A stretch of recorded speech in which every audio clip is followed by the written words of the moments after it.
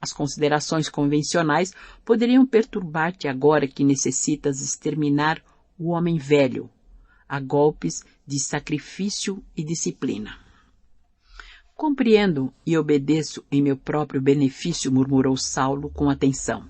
Aliás, Jesus exemplificou tudo isso permanecendo em nosso meio sem que o percebêssemos. O moço tarsense pôs-se a meditar na elevação dos alvitres recebidos. Iniciaria uma existência nova, tomaria o tear com humildade, alegrava-se ao recordar que o mestre não desdenhara, por sua vez, o banco de carpinteiro. O deserto lhe proporcionaria consolação, trabalho, silêncio, ganharia não mais o dinheiro fácil da admiração indevida, mas os recursos necessários à existência com o subido valor dos obstáculos vencidos. Gamaliel tinha razão.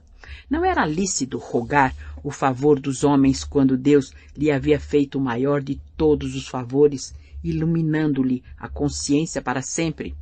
É verdade que em Jerusalém havia sido cruel verdugo, mas contava apenas 30 anos, buscaria reconciliar-se com todos a quem havia ofendido no seu rigorismo sectário.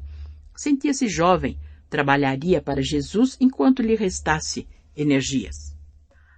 A palavra carinhosa do ancião veio arrancá-lo das profundas cismas. Tens o evangelho? Perguntou o velhinho com bondoso interesse. Saulo mostrou-lhe a parte fragmentária que trazia, explicando-lhe o trabalho que teve em Damasco para copiá-la dos manuscritos do generoso pregador que lhe curara a cegueira repentina.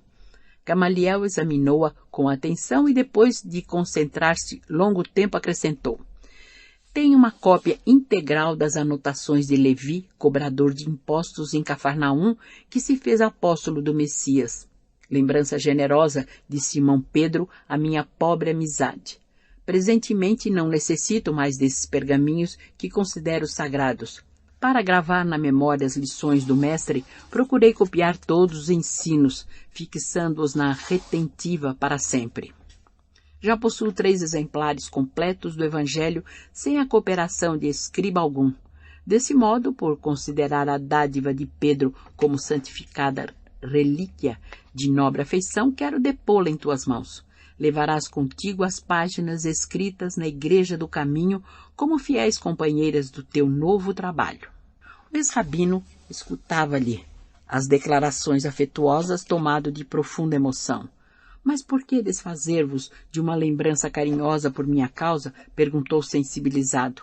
Ficaria muito contente com uma das cópias feitas por vossas mãos.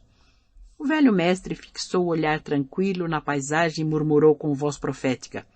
Cheguei ao fim da carreira.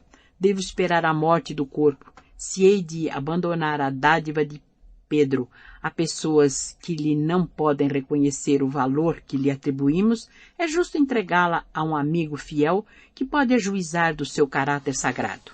Além disso, tenho a convicção de que não mais poderei voltar a Jerusalém neste mundo.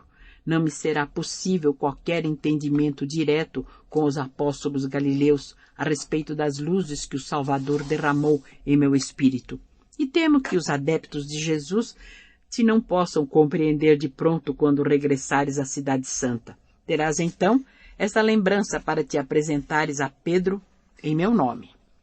Aquele tom profético impressionava o moço tarsense, que baixou a cabeça de olhos úmidos.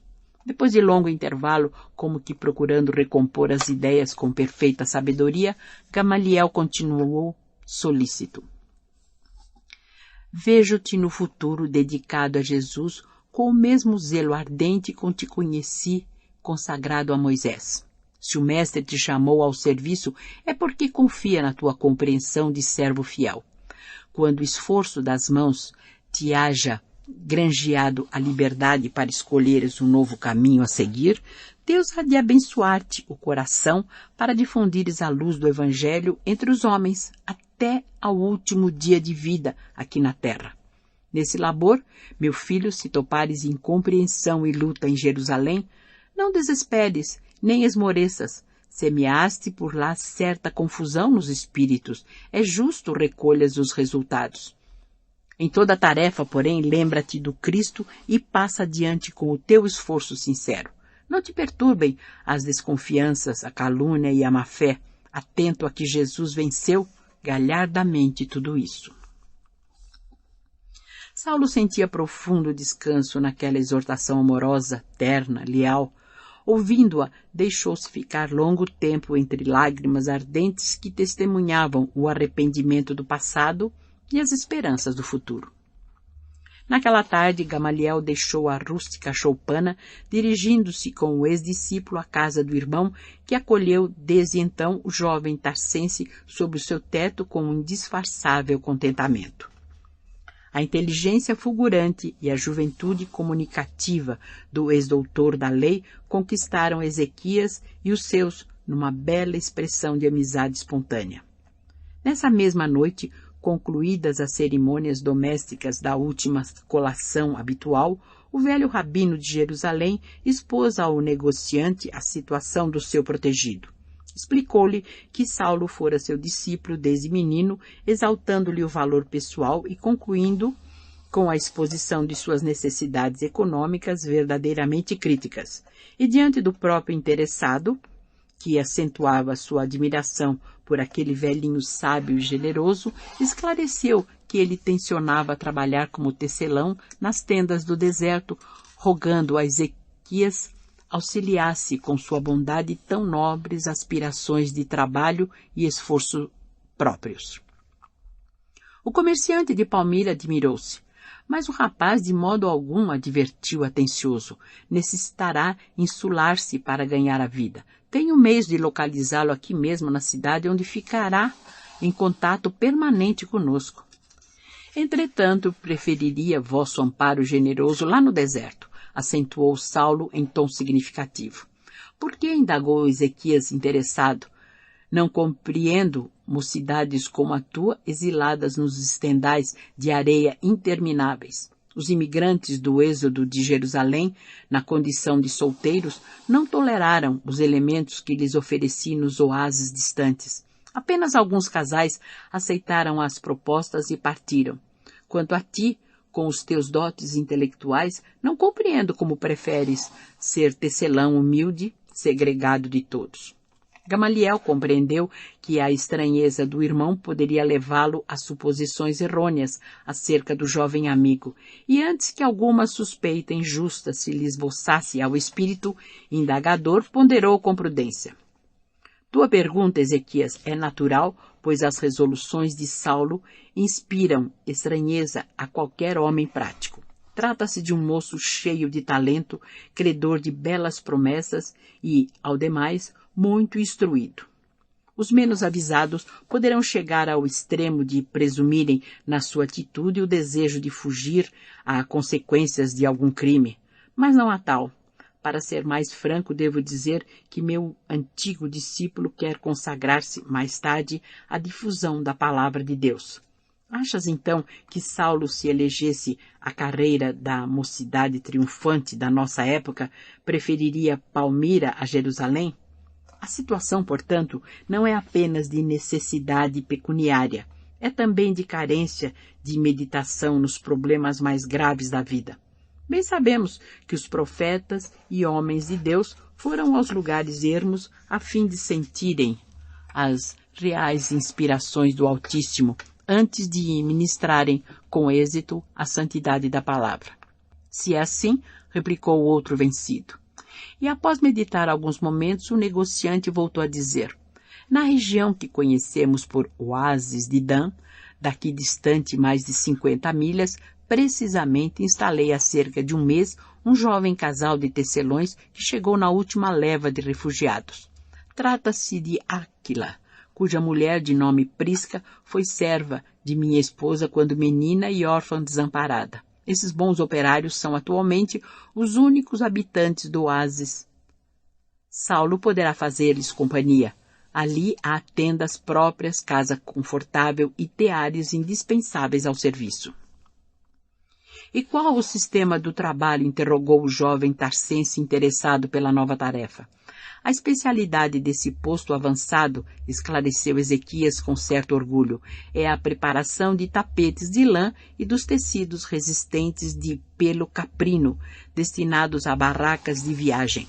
Esses artigos são fornecidos por nossa casa comercial em grande escala, mas situando a manufatura desse trabalho tão distante, tive em vista as necessidades urgentes dos grupos de camelos de minha propriedade, empregados no meu tráfico comercial com toda a Síria e pontos outros mais florescentes do comércio em geral. Tudo farei por corresponder à vossa confiança, confirmou o ex-rabino confortado. A palestra prosseguiu ainda longo tempo no comentário das perspectivas, das condições e vantagens do negócio. Daí a 3 dias, Saulo despedia-se do mestre debaixo de profunda comoção. Figurava-se-lhe que aquele abraço afetuoso era o último e até que os camelos da caravana largassem em direção da imensa planície, o jovem envolveu o venerando ancião nas vibrações cariciosas do angustioso adeus. No dia imediato, os serviçais de Ezequias, ladeando a extensa fila de camelos resignados, deixavam-no com vultuosa carga de couros na companhia de Áquila e sua mulher no grande oásis que florescia em pleno deserto. Os 2 operários da pequena oficina receberam-no com as melhores mostras de fraternidade e simpatia. Saulo reconheceu neles de relance as mais nobres qualidades espirituais. A mocidade do generoso casal expandia-se em formosas expressões de trabalho e bom ânimo. Prisca desdobrava-se em atividades para assinalar em tudo as preciosidades do seu carinho. Suas velhas canções hebraicas ressoavam no grande silêncio como notas de soberana e harmoniosa beleza. Terminados os serviços domésticos, ela junto do companheiro nas lides do tear, até as horas mais avançadas do crepúsculo. O marido, por sua vez, parecia um temperamento privilegiado, desses que se movimentam sem a presença do aguilhão, plenamente integrado nas responsabilidades que lhe competiam. Áquila trabalhava sem descanso à sombra das árvores acolhedoras e amigas. Saulo compreendeu a bênção que havia recebido.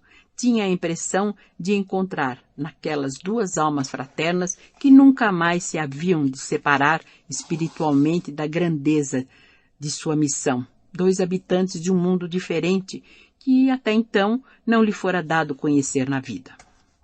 Áquila e Prisca, antes que esposos, pareciam verdadeiros irmãos. No primeiro dia de esforço conjunto, o ex-doutor da lei observou-lhes o respeito mútuo, a perfeita conformidade de ideias